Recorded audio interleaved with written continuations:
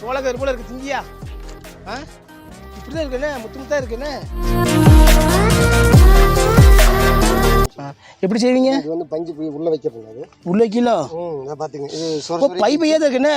By பையா தைச்சுதான் இது கட்டகட்டமா இருக்குண்ணே. இதை எடுத்து தைச்சுக்கிறேன்னு வச்சுங்களேன். பை பையா வச்சு தைக்கிறது. ஓ இல்ல பை உள்ளே 4-5 பை இருக்கு. வச்சு தைச்சிங்கண்ணே. தைச்சிக்கணும். அப்படி ஒவ்வொரு பாக்ஸுக்கு ஒவ்வொரு காடா எடுத்து தைச்சு இல்ல ஒவ்வொரு வச்சு தைச்சிருவீங்க. இப்போ பாருங்க பஞ்சு தைக்கிறது பாருங்க இப்படிதான்.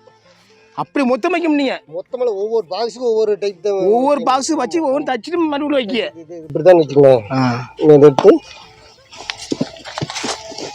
அதான் பெட்டு பார்த்தீங்கன்னா பஞ்சு வெளியே நகராது. ஆனால் 5 வருஷம் உழைக்கும். இல்லைன்னா நான் நினைச்சேன் என்ன நினைச்சேன்னா மொத்தமா அள்ளி போட்டு நீங்க வந்து இப்போ வந்து இல்ல அதை நினைச்சேன் மொத்தமா அள்ளி போட்டுருவீங்க. அள்ளி போட்டு அப்படி நினைச்சேன். நீங்க ஒத்த தைக்கிறது வந்து இது ஸ்ட்ராங் இல்ல. முத்தனா என்னன்னா